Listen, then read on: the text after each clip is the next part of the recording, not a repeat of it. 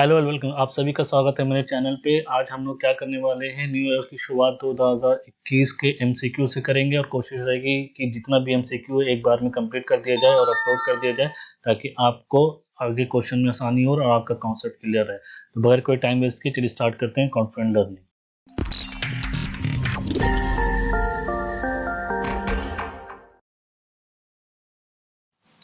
ये पहला क्वेश्चन है, among the following rocks the one with the highest metamorphic grade is. या इस मतलब आपको ये बताना है कि ये जो क्लोराइड सिस्ट है, ग्लूकोफेन सिस्ट है, फिलाइट है, नीस है, ये जो जो रॉक का नाम है उसके आगे सिस्ट, फिलाइट या नाइस लिखा हुआ है। तो आपको पता है कि जो हम मेटामॉर्फिक ग्रेड स्टार्ट करते हैं तो उसमें आपका पहले शेल होता है, शिस्ट होता है, फिर उसी के अकॉर्डिंगली ग्रेड आगे बढ़ता जाता है नीस, और फिर आपका उसके अकॉर्डिंगली वो इंक्रीज करता है, बिगमाटाइट तक जाता है।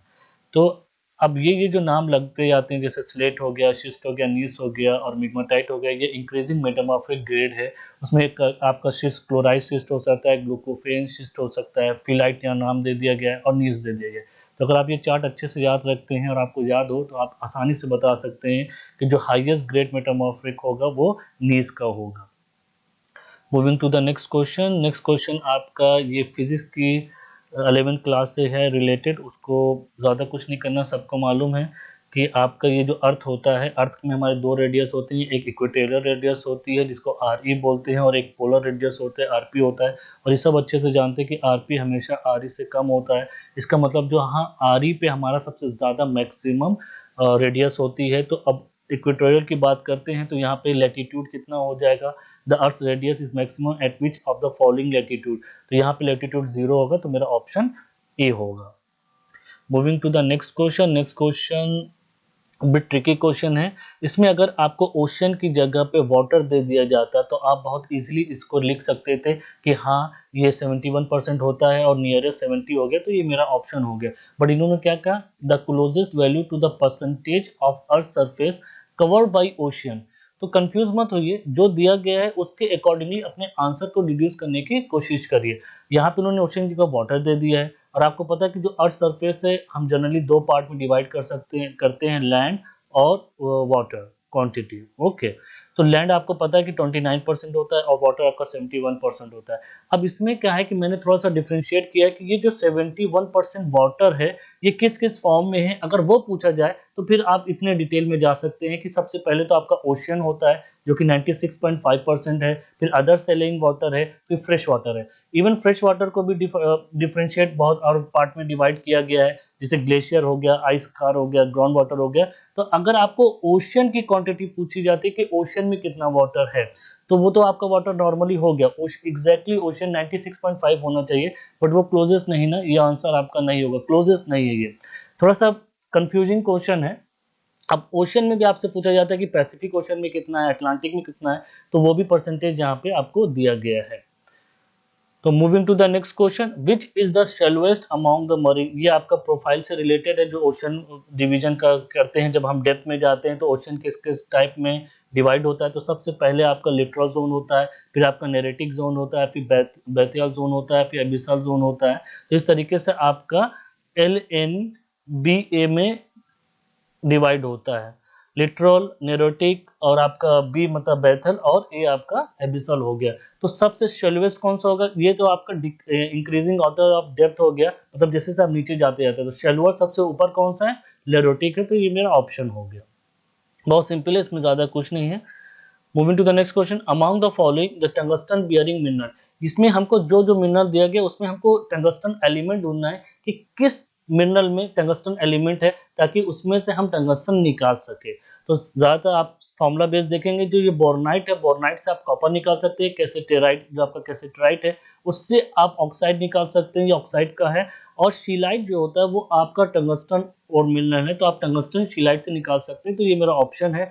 अब ग्रीनकॉइड से आप सल्फेट निकाल सकते हैं, तो ऑप्शन आपका क्या होगा, सी हो गया। अब आप कहेंगे सर इस तरह के क्वेश्चंस कैसे क्या किया जाए, देखिए आपको इसको धीरे धीरे पढ़ना पड़ेगा और रोज रोज जब याद करेंगे तो भी आपको याद हो पाएगा, ठीक है। तो वो चीज याद रखिए, एक बार की नहीं हो जाएगा, अचानक से आप सुबह उठेंगे और आपको पूरी टीरेल या फिर रटले या फिर विंटर याद हो जाएगी, आपको थोड़ा थोड़ा टाइम टू टाइम अपना टाइम निकाल के उसको करना पड़ेगा।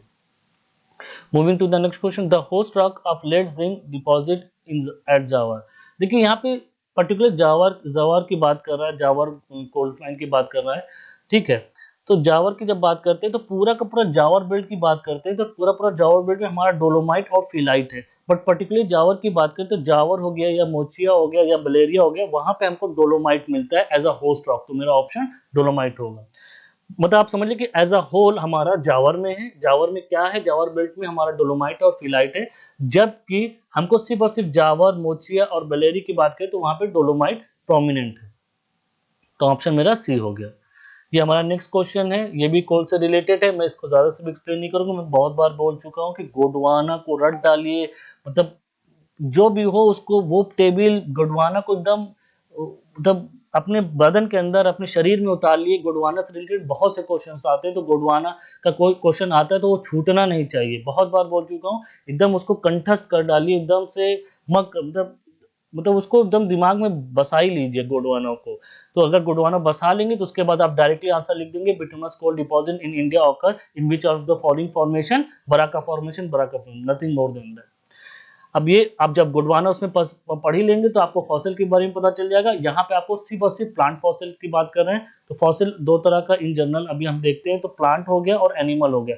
तो इसमें आपको डिफाइन करना है कि कौन सा प्लांट है कौन सा एनिमल है। आपको सबको पता है कि ग्लोसोप्टेरिस प्लांट फॉसिल है, ये नाम से ही पता चलता है। ग्लोसोप्टेरिस मतलब ग्लोसोप से बना है, जिसको टंग या लीफ शेप कहते हैं, टंग शेप हो गया, और टेरिस आपका फेयर और फेदरी होता है, ठीक है। तो इसका मतलब फेदर टाइप का होता है, लीफ टाइप का होता है। तो ये तो आपका एनिमल या आपका प्लांट फॉसिल्स हो गया। फेनेस्टेला, प्रोडक्टस और सिडेरिस, ये सारे के सारे आपके एनिमल फॉसिल्स हैं, ठीक है। जहां पे आप देख सकते हैं प्रोडक्टस आपका क्या है, ये आपका ब्रेकियोपॉड है, और सिडेरिस क्या है, आपका सी अर्चिन्स है।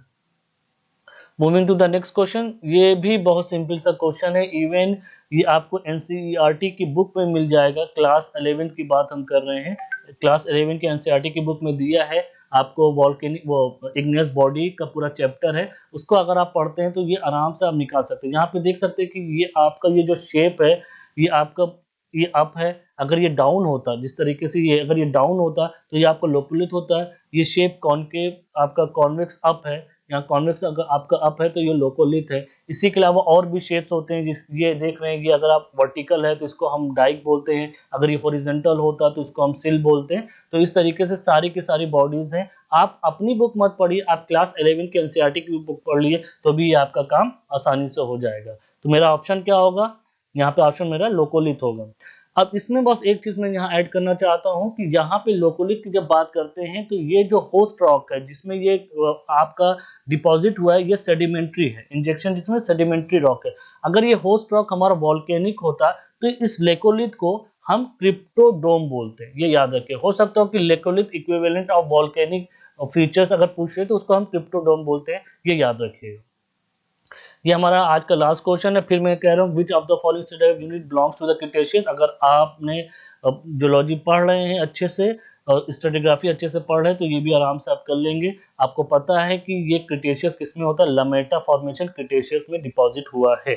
उसके अलावा और भी देखना चाहते हैं कि तालचेर बोल्डर बिट का है, तालचेर आपका पर्मियन में है, इसको फेनिस्टेलर शेल को कार्बोनिफेरस फेनिस्टेलर शेल बोलते ही हैं, और कसोली फॉर्मेशन आपका अर्ली मायोसीन का है। इसकी स्ट्रेटिग्राफी भी आपको रोज रोज कर करके थोड़ा थोड़ा पढ़ना पड़ेगा, मगर अभी टाइम कम है तो अभी तो रिवीजन स्टार्ट कर दीजिए, प्रैक्टिस भी स्टार्ट कर दीजिए, ठीक है। तो इसी के साथ ये टॉपिक कंप्लीट होता है हमारा। अगर आपको कुछ स्पेशल टॉपिक के बारे में बात करना है या कुछ कहना है तो वो भी मुझे बता दिए, मैं उस पर भी वीडियो बनाने की कोशिश करूंगा। तो अभी तक के लिए इतना ही, मिलते हैं नेक्स्ट वीडियो में। Thank you, bye bye.